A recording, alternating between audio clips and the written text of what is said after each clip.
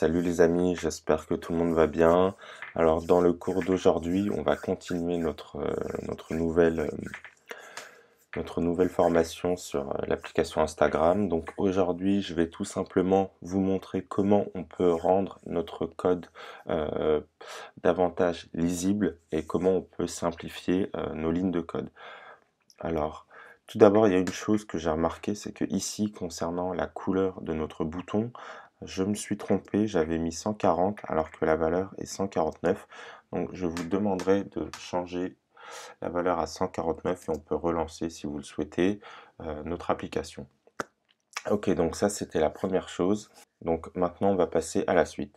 Alors, ce que je voulais vous montrer aujourd'hui, c'est que, par exemple, si on isole cette ligne de code, vous voyez que c'est très redondant, rébarbatif et très lourd à devoir réécrire à chaque fois, divisé par 255 lorsqu'on renseigne une couleur dans notre application, dans notre projet. L'idéal, ça serait d'écrire quelque chose qui ressemblerait à ça. Je vais vous montrer. Donc quelque chose comme ça.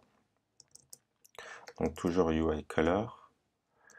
Un truc comme ceci, ok? Par exemple. Ok, donc tac, tac, et 244. Donc en gros, ce que j'aimerais, c'est que on puisse créer une fonction qui nous demanderait simplement de renseigner ces valeurs-là et de ne pas à avoir à réécrire 255 par exemple. Donc ce qu'on va faire, c'est que celle-ci, je vais la mettre en commentaire. Et donc, pour écrire cette nouvelle fonction, on va créer un nouveau dossier.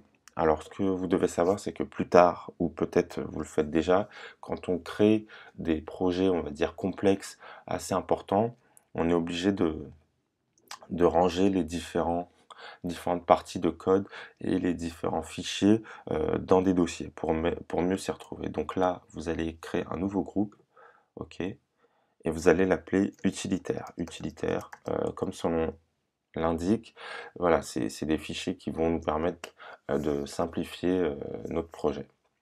Et donc dans utilitaire, vous allez recliquer dessus et là vous allez faire New File, donc nouveau fichier. Non, ouais, c'est nouveau fichier. Vous allez sélectionner Swift File et vous allez mettre extension. Donc ici, on mettra toutes les extensions de nos objets UI, ok? Donc vous faites Create. Vous avez remarqué aussi que j'ai changé le thème de Xcode. En fait, j'ai changé le thème de mon iMac et donc ça a changé le thème de Xcode. Bon, moi, j'aime bien ce côté, on va dire, obscur, sombre. Ça fait mieux ressortir le code. Alors ici, je vais vous expliquer les choses une par une. Donc là, comme je vous ai dit, donc c'est une fonction qu'on veut créer, donc cette fonction RGB, ok, qui fait référence, enfin qui est en rapport avec cet objet UI Color.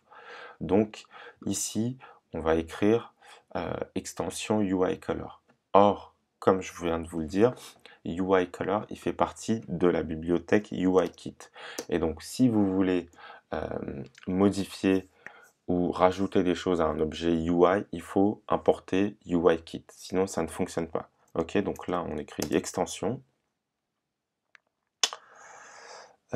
Extension. Ensuite, vous allez écrire UI Color. Ok, donc c'est l'objet qui nous intéresse. Et là, vous ouvrez les accolades.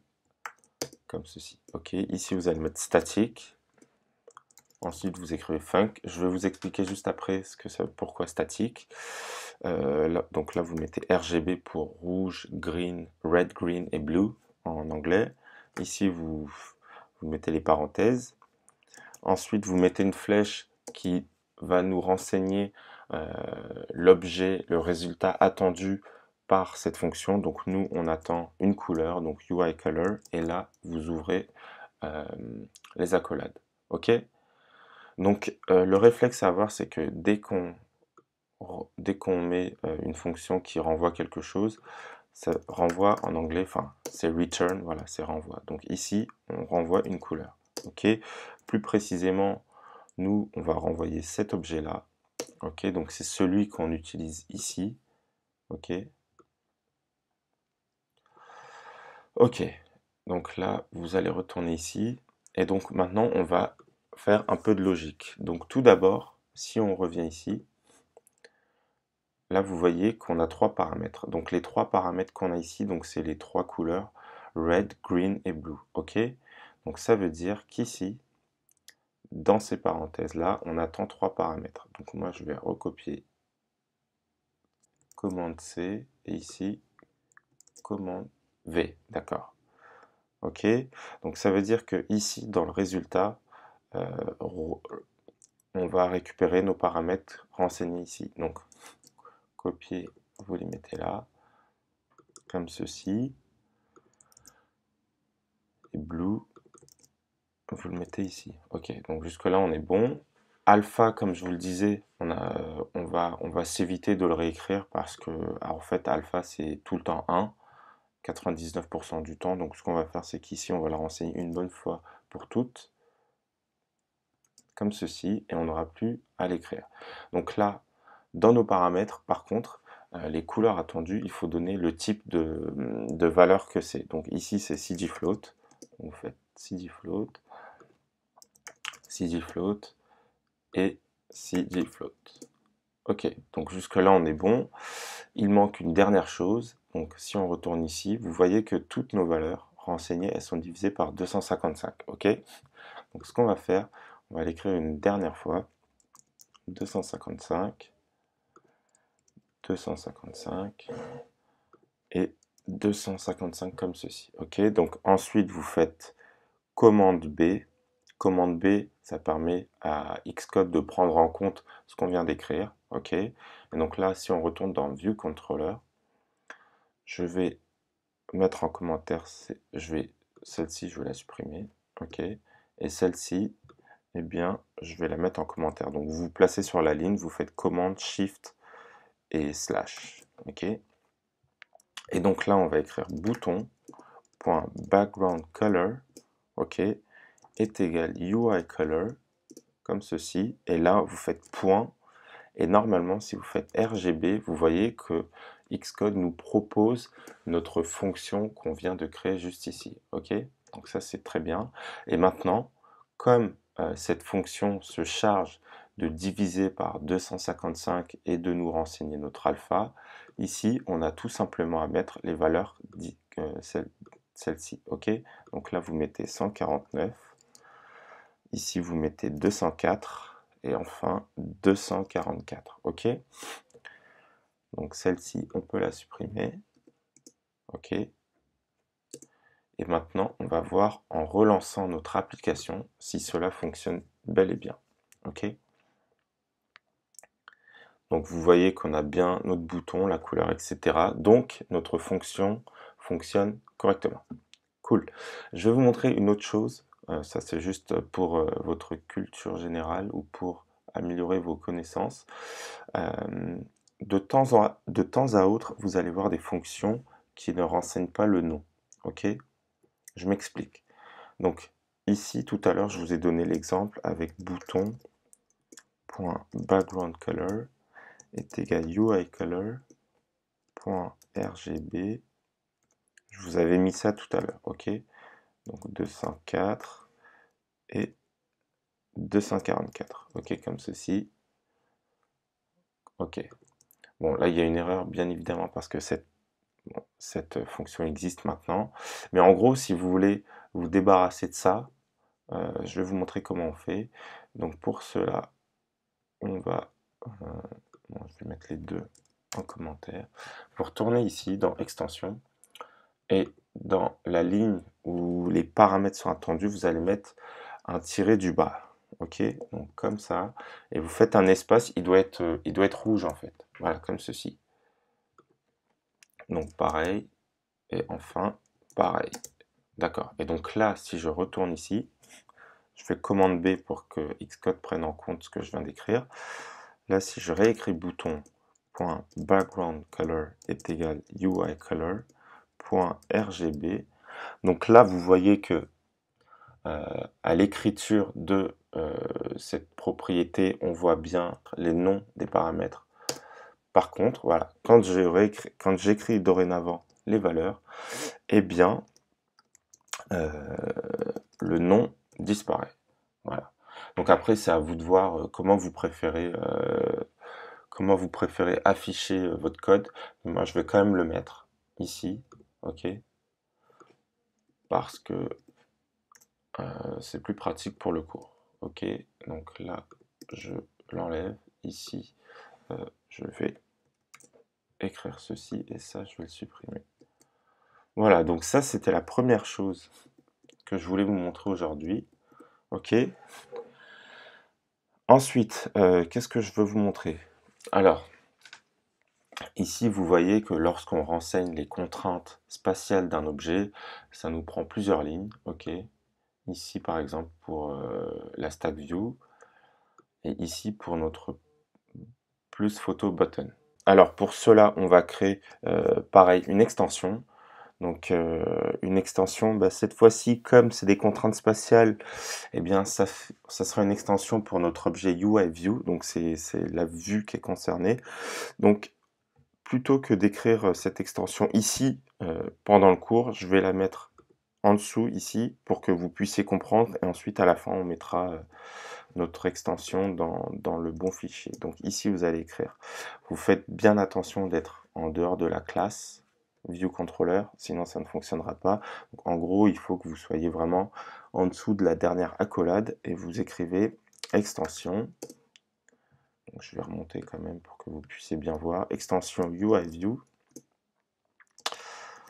comme ceci. Ok. Alors là, je viens de me rendre compte, je viens de me rendre compte que je voulais vous expliquer quelque chose. Donc pourquoi j'ai mis statique ici? Tout simplement, statique en fait, ça veut dire que cette fonction, elle n'est utilisable qu'avec l'objet, on va dire, l'objet générique, c'est-à-dire UIColor. Je m'explique, par exemple ici, où est-ce que je vais vous le montrer?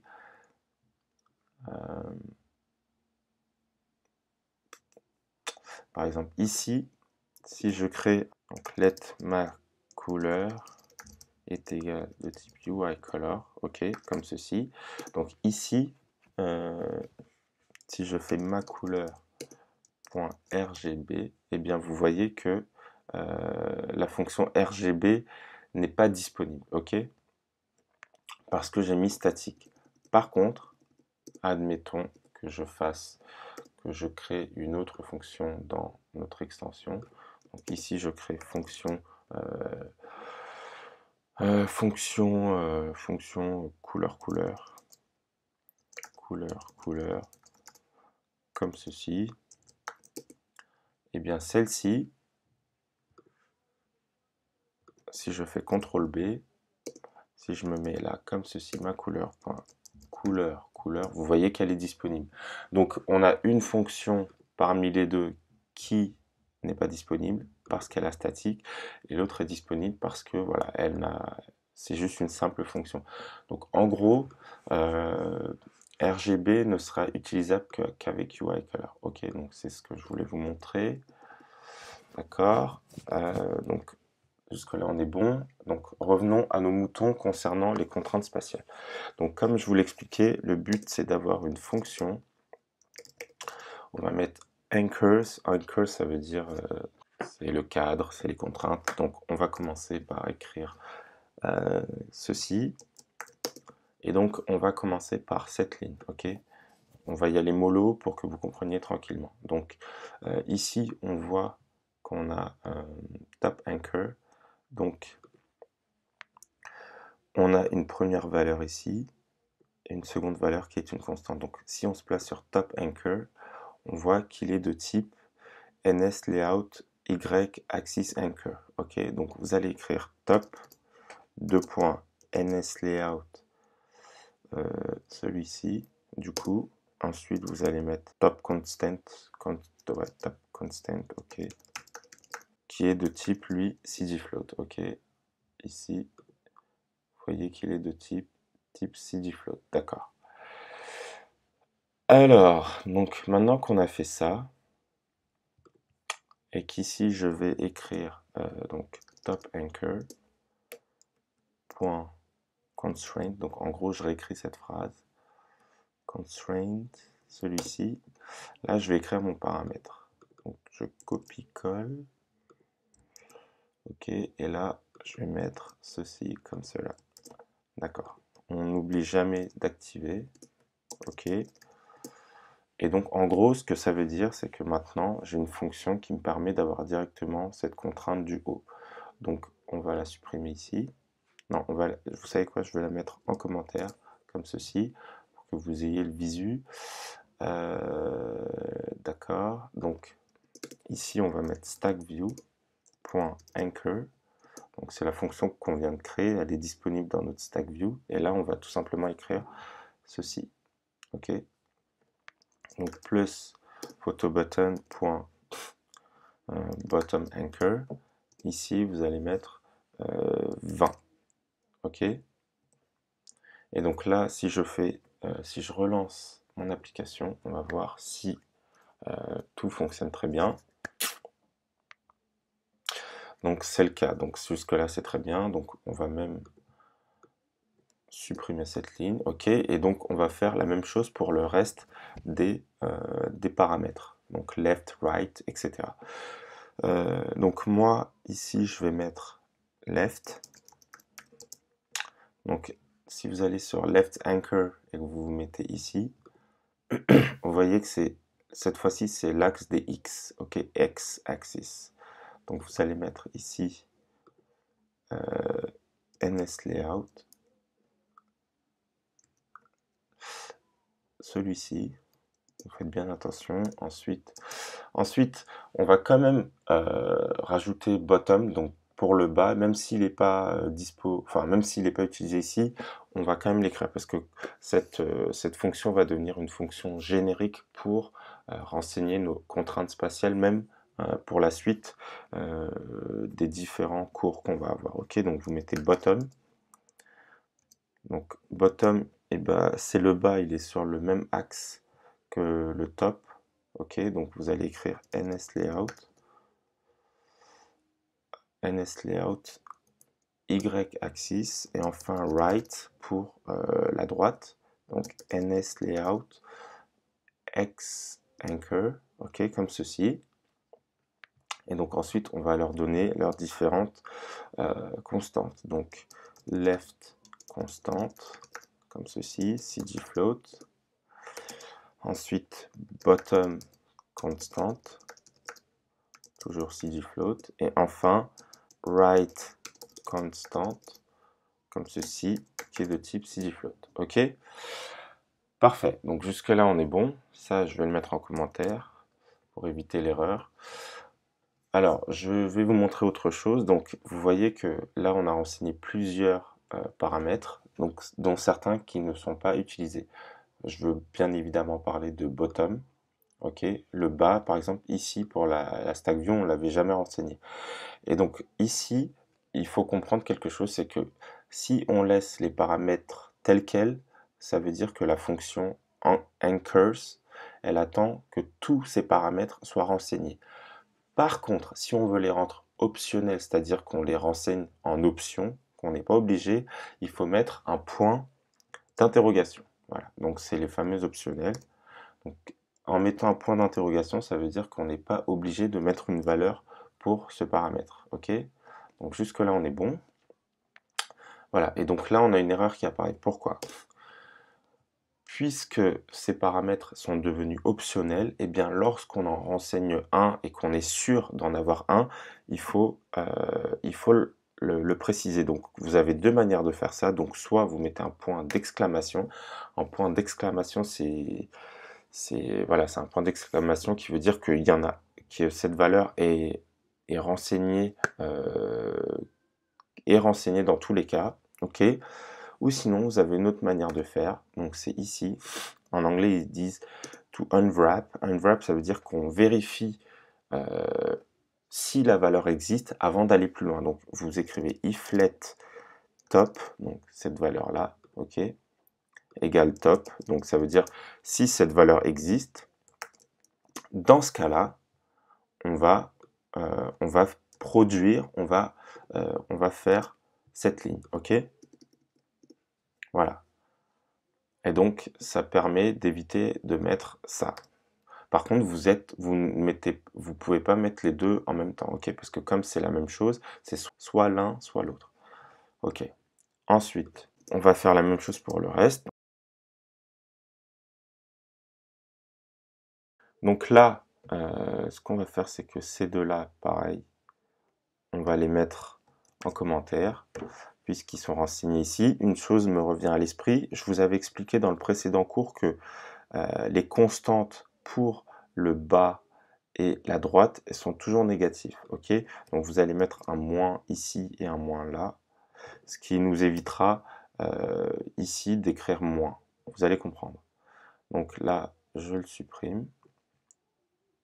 Ok, ça, je peux l'enlever aussi.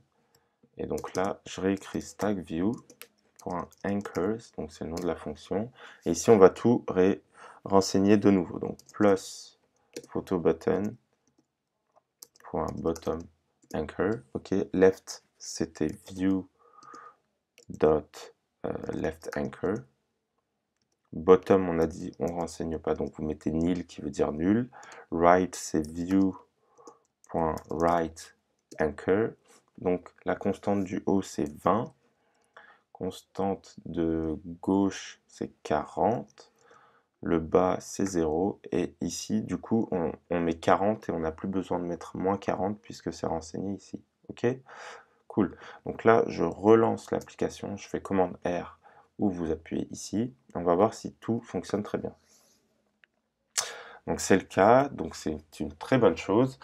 Mais on va aussi rendre notre fonction davantage flexible en rajoutant les contraintes pour la hauteur et la largeur. Donc ce que vous allez faire, c'est qu'ici, vous allez écrire width. Width, ça veut dire largeur, donc CGFloat. OK. Et ensuite height, qui est aussi de type CGFloat. OK. Et donc ici, ça, on va le mettre en commentaire du coup. On n'en a plus besoin. Et par contre ici, comme c'est des valeurs numériques qui sont attendues pour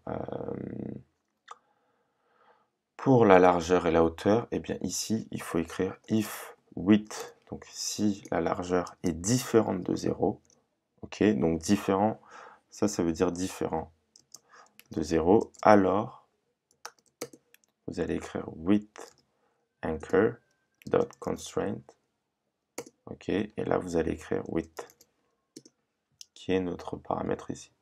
Donc pareil, on n'oublie pas d'activer, comme ceci, et on va faire la même chose pour la height, pour la hauteur. Donc if height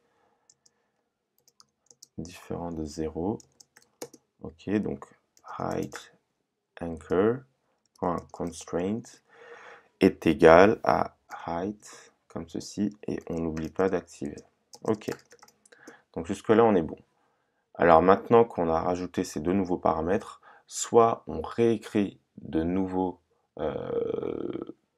notre fonction avec ces deux nouveaux paramètres, ou sinon Xcode vous les propose ici. Donc vous pouvez les rajouter comme ceci, ok, et viennent se rajouter à la suite. Voilà, donc on a nos deux nouveaux paramètres. La width, pour nous, c'était 0. Par contre, la hauteur, c'est 200. Ok, donc vous mettez 200, comme ceci. Donc là, je vais faire commande R pour relancer l'application et voir si tout fonctionne très bien. Donc c'est bien le cas. Et ça nous permet de supprimer ces lignes aussi. Donc vous voyez qu'on est passé de plusieurs lignes à une seule fonction qui nous permet de tout renseigner. Et bien évidemment, on va faire la même chose avec plus PhotoButton. Mais avant, je vais vous montrer autre chose. Vous voyez qu'on renseigne cette propriété à chaque fois, comme je vous l'ai dit, qui est très importante, qui est ici, ici, ici, ici.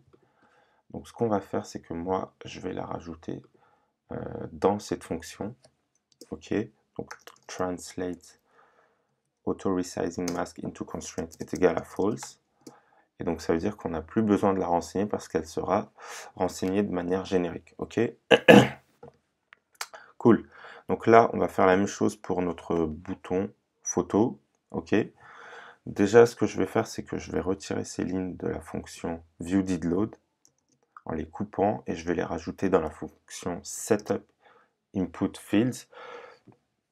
En fait, la fonction viewDidLoad, il faut la garder vraiment la plus avec le moins de choses, enfin avec le moins d'éléments possible dedans. Voilà. Ok. Donc maintenant, on va se mettre ici. Je vais peut-être me mettre juste en dessous. Donc je vais écrire plus photo button point anchors. Voilà.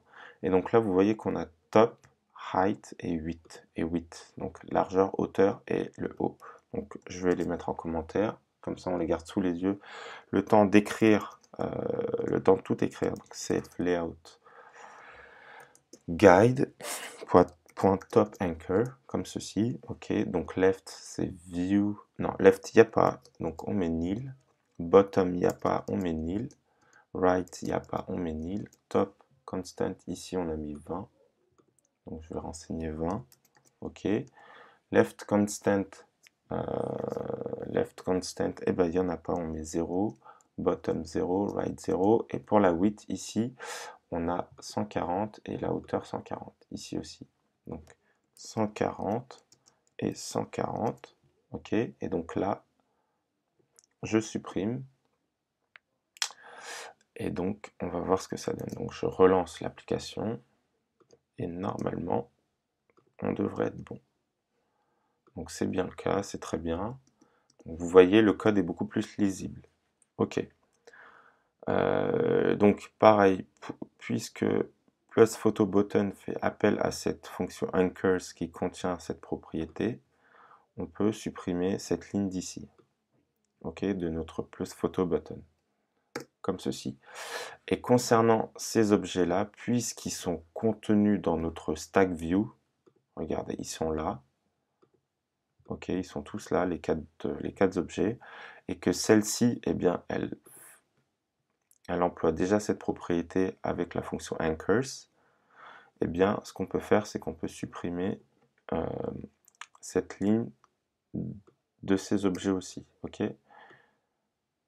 Comme ça, et comme ça, ok.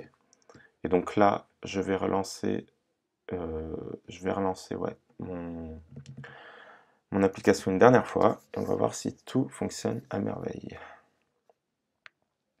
Voilà, donc ça c'est très bien.